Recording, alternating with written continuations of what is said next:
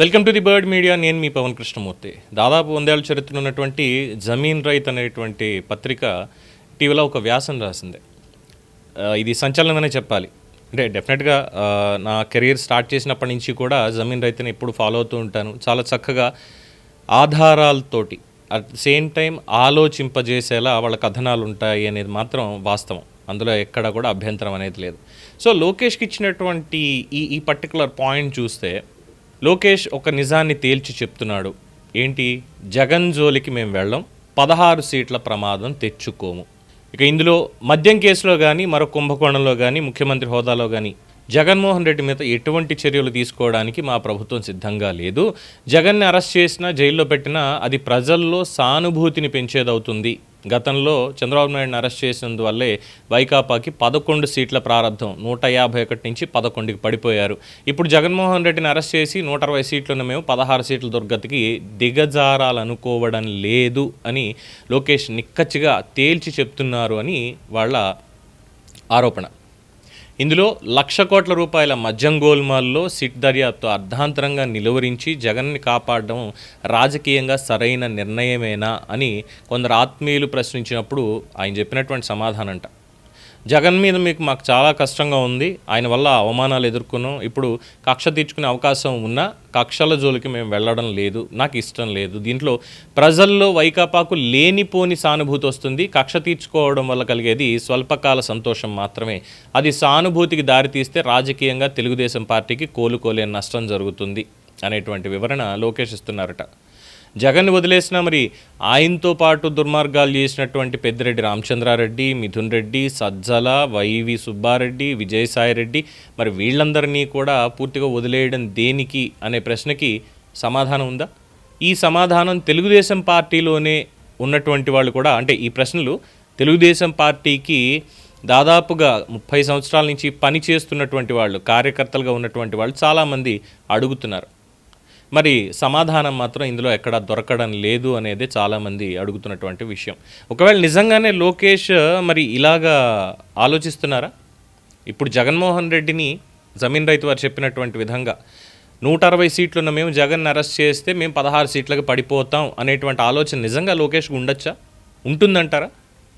ఏ రకంగా సానుభూతి పెరుగుతుంది జగన్మోహన్ రెడ్డికి? వివేక హత్య కేసు దగ్గర నుంచి తీసుకుంటే, ఇంకా మాట్లాడితే స్వామివారి పింక్ డైమండ్ నుంచి కూడా తీసుకున్నట్లయితే అక్కడి నుంచి మొదలుపెట్టి జరిగినటువంటి అబద్ధాలన్నీ ప్రజల్లో పెట్టారు. కానీ ప్రజలు నమ్మారా లేదా అనేది ఆలోచించుకోగలిగారా? అన్నీ వాస్తవాలే, అబద్ధాలే అనేది పూర్తిగా నిజమయ్యాయి. నారాసుర రక్త చరిత్ర అని రాశారు, బట్ గూగుల్ టేక్అవుట్ దగ్గర నుంచి మొత్తం అన్నీ ఎక్కడికి వెళ్ళాయని అందరికీ తెలిసినటువంటి విషయమే. పింక్ డైమండ్ అన్నారు, 35 మంది కమ్మడి ఎస్పీలు అన్నారు. ఇవన్నీ ఎప్పుడు అధికారంలో లేకముందు. అధికారంలోకి వచ్చిన తర్వాత చెప్పాలనుకున్నటువంటి సంఘటనలు చాలా తక్కువగానే చెప్పుకున్నప్పటికీ చంద్రబాబు నాయుడు గారు అరెస్ట్ అనేది లీస్ట్ బోదర్డ్, లాస్ట్లో వచ్చింది అనుకుందాం. కానీ దానికంటే ముందు డాక్టర్ సుధాకర్ దగ్గర నుంచి, టీచర్లని వైన్ షాపుల దగ్గర నించోబెట్టడం దగ్గర నుంచి, మడాడవులు దోచుకోవడం దగ్గర నుంచి, మడాడవుల్ని ధ్వంసం చేసి ఇళ్ల పట్టాలు ఇచ్చారు. అది జరిగింది. అక్రమ మైనింగులు జరిగాయి, అటవీ భూముల ఆక్రమణ జరిగింది, ఫైళ్లు తగలబెట్టారు, తప్పుడు కేసులు పెట్టారు, తప్పుడు అరెస్టులు చేశారు. ఇవన్నీ కూడా ఉన్నాయి కదా. అందులోనూ తోట చంద్రయ్యని నడి రోడ్డు మీద నరికి చంపినటువంటి ఘటన.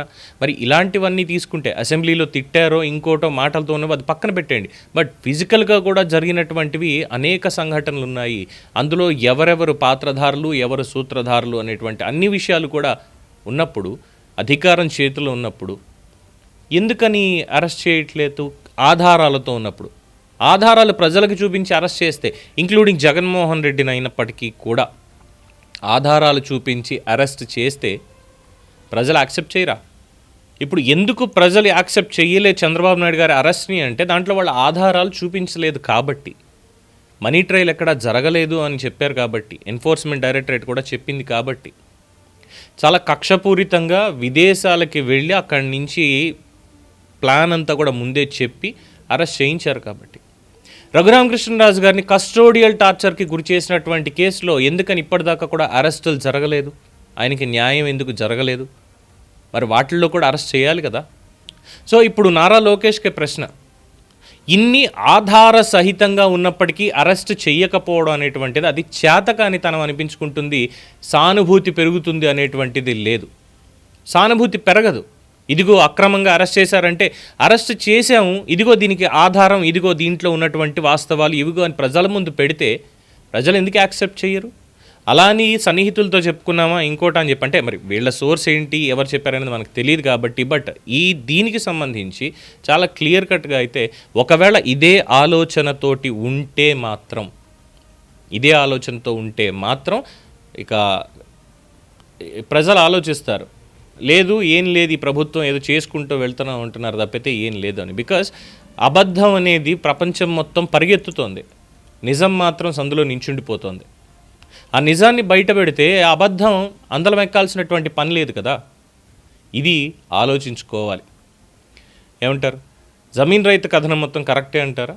అట్ ద సేమ్ టైం ఈ చెప్పినటువంటి మాటల్లో వాస్తవాలు ఉన్నాయని మీరు అనుకుంటున్నారా? మీ అభిప్రాయాన్ని కామెంట్స్లో తెలియచేయండి. చూస్తూనే ఉండండి ది బర్డ్ మీడియా.